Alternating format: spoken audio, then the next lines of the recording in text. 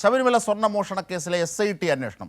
അതിൽ മുഖ്യമന്ത്രിയോ മുഖ്യമന്ത്രിയുടെ ഓഫീസോ ഒരു തരത്തിലുമുള്ള ഇടപെടലുകൾ നടത്തുന്നില്ലെന്ന് മുഖ്യമന്ത്രി പിണറായി വിജയൻ പറഞ്ഞു.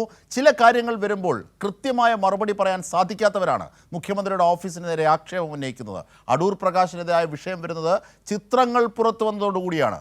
എങ്ങനെയാണ് രണ്ട് പ്രതികൾ സോണിയാഗാന്ധിയുമായി കൂടിക്കാഴ്ച നടത്തിയെന്നും ആ പ്രതികൾക്കൊപ്പം അടൂർ പ്രകാശ് പോയത് എന്തിനാണെന്നും അങ്ങനെ ഉണ്ണികൃഷ്ണൻ പോറ്റി വിളിച്ചാൽ പോകേണ്ട ആളാണോ അടൂർ പ്രകാശ് എന്നും മുഖ്യമന്ത്രി ചോദിച്ചു. മുഖ്യമന്ത്രിയുടെ വാക്കുകൾ: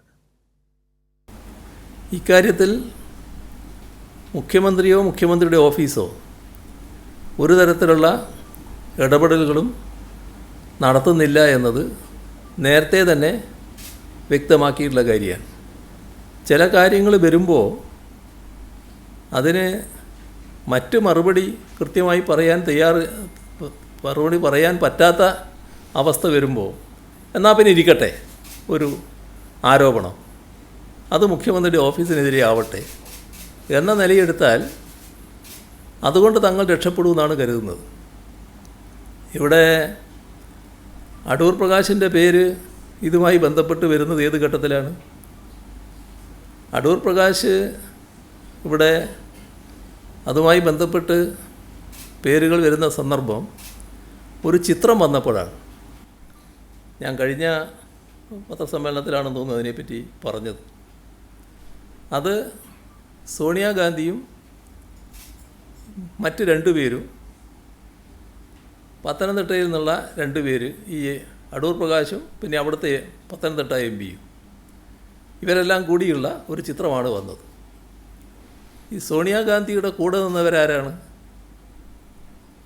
സോണിയാഗാന്ധിയുടെ കൂടെ നിന്നത് ഒന്ന്, ഇപ്പോൾ ഈ കേസിൽ ഏറ്റവും പ്രധാനപ്പെട്ട പ്രതിയായി വന്നിട്ടുള്ള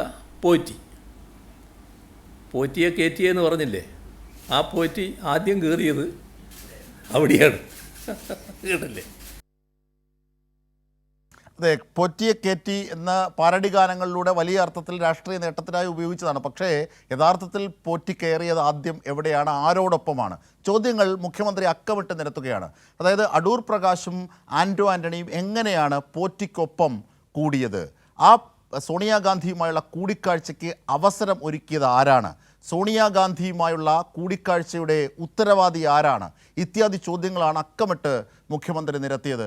കൂടുതൽ വിവരങ്ങളുമായി ഇപ്പോൾ ഷീജ ഞങ്ങളുടെ പ്രതിനിധി ചേരുന്നുണ്ട്. ഷീജ, അടൂർ പ്രകാശും ഒപ്പം ആൻ്റോ ആൻ്റണിയും ഈ ചിത്രത്തിലേക്ക് വരുന്നത് കൃത്യമായി ഒരു ചിത്രത്തിൻ്റെ അടിസ്ഥാനത്തിലാണ്. സോണിയാഗാന്ധിക്കൊപ്പം പോറ്റിയും ഗോവർദ്ധനും നിൽക്കുന്ന ചിത്രങ്ങൾക്കൊപ്പമാണ്. അതിനുശേഷമാണ് കൃത്യമായി ഇവരിലേക്ക് വിരൽ ചൂണ്ടുന്നത്. അതെങ്ങനെയാണ്? അതിൻ്റെ ഉത്തരവാദിത്വം എന്ത്?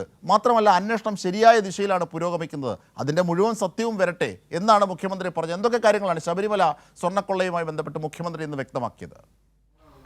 തീർച്ചയായും അജിംഷാദ്, അതായത് ശബരിമല സ്വർണ്ണമോഷണ കേസുമായി ബന്ധപ്പെട്ടുകൊണ്ട് പ്രത്യേകിച്ചും പ്രതിപക്ഷ നേതാവൊക്കെ ഉന്നയിച്ച ഒരു ആക്ഷേപം എന്ന് പറയുന്നത്, മുഖ്യമന്ത്രി കഴിഞ്ഞ ദിവസം വാർത്താസമ്മേളനത്തിൽ, അദ്ദേഹത്തിന്റെ കഴിഞ്ഞ വാർത്താസമ്മേളനത്തിലാണ് ഈ സോണിയാഗാന്ധിക്കൊപ്പമുള്ള ചിത്രങ്ങൾ, അതായത് അടൂർ പ്രകാശ് MP-യും ആൻ്റോ ആൻ്റണി MP-യും ആ ചിത്രത്തിലുണ്ട്. അവർക്കൊപ്പം ഈ സോണിയാഗാന്ധിക്കൊപ്പം ഉള്ളതാകട്ടെ ഈ സ്വർണ്ണ മോഷണ കേസുമായി ബന്ധപ്പെട്ടുള്ള പ്രതികൾ, മുഖ്യപ്രതിയായിട്ടുള്ള ഉണ്ണികൃഷ്ണൻ പോറ്റിയും അതോടൊപ്പം തന്നെ ഗോവർദ്ധനുമാണ് ആ ചിത്രത്തിലുള്ളത്.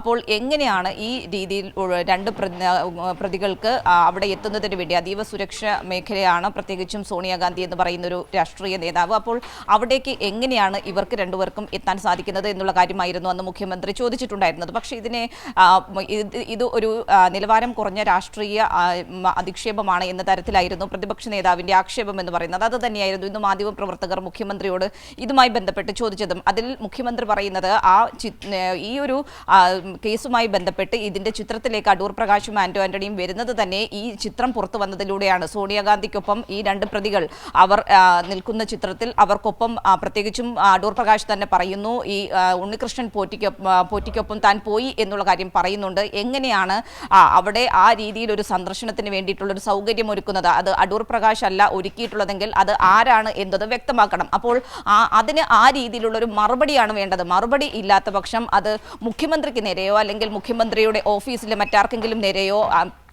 ആരോപണം ഉന്നയിക്കുന്ന തരത്തിലേക്ക് അതിനെ എത്തിക്കുന്നത് അത് ശരിയായ ഒരു രീതിയല്ല എന്നുള്ളതാണ്. ഇതിൽ വ്യക്തമായ മറുപടി പറയാനാണ് ആദ്യം തയ്യാറാകേണ്ടത്. കാരണം പോറ്റിയെ കയറ്റിയെ എന്നുള്ളതായിരുന്നു ആദ്യമായി ഇവരൊക്കെ ഉന്നയിച്ചിരുന്ന ഒരു ആക്ഷേപം. അപ്പോൾ എവിടെയാണ് ആരാണ് പോറ്റിയെ കയറ്റിയത് എന്നുള്ളത് തന്നെയാണ് ഇതിലൂടെ വ്യക്തമാകുന്നത് എന്നുള്ള കാര്യം കൂടിയാണ് മുഖ്യമന്ത്രി ഈ ഒരു വിഷയവുമായി ബന്ധപ്പെട്ട് ചൂണ്ടിക്കാണിച്ചത്. അതോടൊപ്പം തന്നെ മുഖ്യമന്ത്രിയുടെ ഓഫീസ് തെറ്റായ രീതിയിൽ ഇതിന്റെ SITയുടെ അന്വേഷണത്തിൽ ഇടപെടുന്നു എന്നുള്ളതായിരുന്നു പ്രതിപക്ഷ നേതാവ് ഉയർത്തിയ മറ്റൊരു ആക്ഷേപം എന്ന് പറയുന്നത്. അതിൽ മുഖ്യമന്ത്രി കൃത്യമായ രീതിയിൽ തന്നെ അതിനും മറുപടി നൽകുന്നുണ്ട്.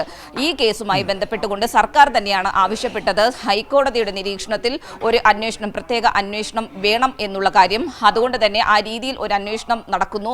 ഹൈക്കോടതിയുടെ നിരീക്ഷണത്തിലാണ് അന്വേഷണം നടക്കുന്നത്. സർക്കാർ ഒരു തരത്തിലുള്ള ഇടപെടലും, മുഖ്യമന്ത്രിയോ മുഖ്യമന്ത്രിയുടെ ഓഫീസോ സർക്കാരോ ഒരു തരത്തിലുള്ള ഇടപെടലും ഈ കേസിന്റെ അന്വേഷണവുമായി ബന്ധപ്പെട്ട് നടത്തുന്നില്ല എന്ന കാര്യം അത് ഇതിനകം തന്നെ വ്യക്തമാണ്. അതിന്റെ കേസ് ഈ കേസിന്റെ അന്വേഷണ ഘട്ടത്തിൽ എല്ലാവർക്കും ബോധ്യപ്പെട്ട കാര്യവുമാണ് എന്നുള്ള കാര്യം കൂടിയാണ് മുഖ്യമന്ത്രി സൂചിപ്പിച്ചത്. അതിനൊപ്പം പറയേണ്ട മറ്റൊരു വിഷയം, അന്ന് ദേവസ്വം മന്ത്രിയായിരുന്ന കടകംപള്ളി സുരേന്ദ്രനെ കേസുമായി ബന്ധപ്പെട്ടുകൊണ്ട് മൊഴിയെടുത്ത കാര്യമാണ്.